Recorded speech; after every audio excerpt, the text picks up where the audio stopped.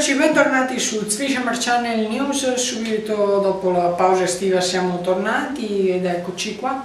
Parleremo subito nella nostra rubrica dedicata alle inondazioni, i soliti problemi dei fiumi fossati. Continueremo questa inchiesta.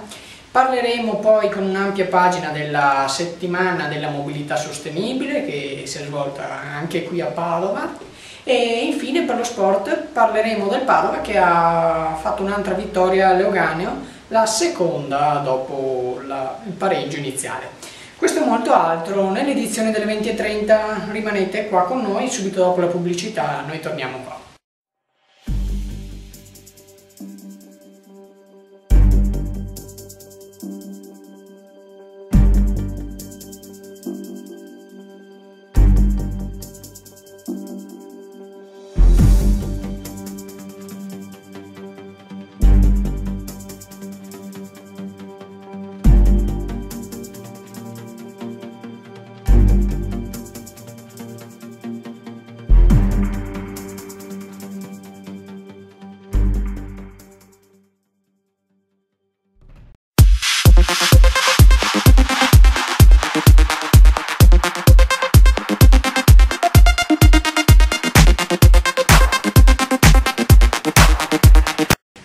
Bentornati su Zwishammer Channel News. Rieccoci dopo la pausa estiva, siamo tornati con molto più materiale di prima e sempre i soliti tecnici e io che con la gola, vabbè, questo è un telegiornale, non dobbiamo parlare di questo. Quindi partiamo subito con la nostra inchiesta che stavamo portando avanti da molte edizioni ormai, che ci fa vedere in pratica quali siano i motivi che causano poi le alluvioni. E insomma noi ci stiamo portando poi verso novembre, che è un mese di norma piovoso, e quindi proprio adesso è il momento di pensare se abbiamo fatto tutto per proteggerci da eventuali appunto alluvioni o eventi, come dire, significativi, anche perché vediamo che le precipitazioni stanno cambiando proprio nella maniera in cui si esprimono. Quindi siamo andati a vedere un pezzo di argine, questa volta andiamo in un fiume, il Bacchiglione, che dà tanti problemi di norma quando ci sono questi eventi, e quindi andiamo proprio a vedere tra Selvazzano e Creola il servizio. Oggi ci troviamo nell'argine che collega Padova a Vicenza, recentemente ristrutturato. Qui tra Selvazzano e Creola c'è un punto in cui il Bacchiglione rompe poiché è sprovvisto di qualsiasi tipo di argine primario. Come possiamo vedere, dopo una leggera pioggerellina, in questo breve punto è esondato. Chiaramente, oltre ai lavori di messa a punto della pista ciclabile, sarebbero serviti anche dei lavori per costruire un argine più affidabile del Bacchiglione. Zwishammer Channel, Selvazzano. Bene, apriamo adesso quest'ampia pagina dedicata alla settimana della mobilità sostenibile e iniziamo subito da un evento che secondo me, ecco, proprio in questa settimana si poteva evitare. Andiamo a vedere cosa è successo davanti a Santa Giustina, il servizio. Dal luogo con il countdown è nata magicamente una Smart gigante parcheggiata proprio davanti a Santa Giustina. La macchina ha un sapore di beffa, poiché parcheggiata proprio qui durante la settimana della mobilità sostenibile.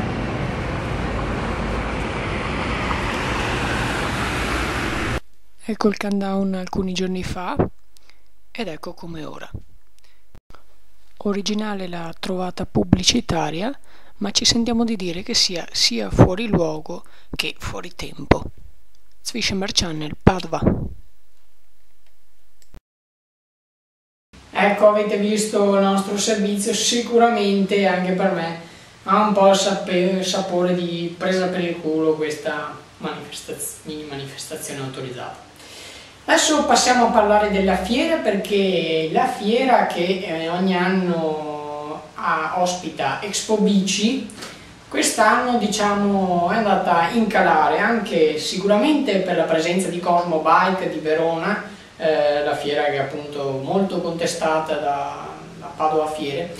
Il servizio ci mostra cosa è rimasto della nostra. Il servizio. Un padiglione e mezzo è quello che rimane della fiera di Padova di Expo Bike. Quasi tutti i posti della fiera sono stati adibiti a prove di bici e veramente pochissimi gli stand di espositori. Gli eventi quasi tutti fuori la fiera. E rimaniamo sempre all'interno della fiera perché domenica, durante appunto la fiera Expo Bici, si è svolta anche la premiazione dell'European Cycling Challenge. A presenziare, oltre ai membri dell'ufficio della viabilità della bicicletta della città di Padova, anche l'assessore alla mobilità Grigoletto. Il servizio. Premiazione dell'European Cycling Challenge 2015 presso Expo Bike alla Fiera di Padova. Era mezzogiorno quando, presentata dagli responsabili dell'ufficio della bicicletta e dall'assessore, c'è stata la premiazione di quest'anno. Il secondo 656, quest'anno 1104. Cosa ne sarà l'anno prossimo? Chilometri? 1256. Diego Tramonti. La sfida, ormai giunta alla terza edizione, è coordinata dalla città di Bologna. Qui nelle immagini la premiazione e le bici che sono state vinte dal primo e da un estratto. La sfida si è svolta dal 1 al 31 maggio 2015. Zwischenberg Channel, Padova. Ecco, ora sapete che io ero di parte per questo servizio perché insomma vabbè, grazie se mi fate complimenti, se no cavoli. Continuiamo, andiamo invece a Padova perché anche a Padova grande manifestazione per sempre la settimana della mobilità sostenibile. Siamo andati nelle piazze e in Prato della Valle. I servizi. A discapito della fiera, per le piazze c'era un buon clima con le bancarelle dei prodotti, tutte le piazze gremite anche per i vari eventi e gli stand. Qui siamo in centro, piazza delle Erbe, piazza della Frutta e davanti a Palazzo Moroni. Molte le iniziative e molti scesi in campo per presentare durante la settimana della mobilità sostenibile e la domenica ecologica.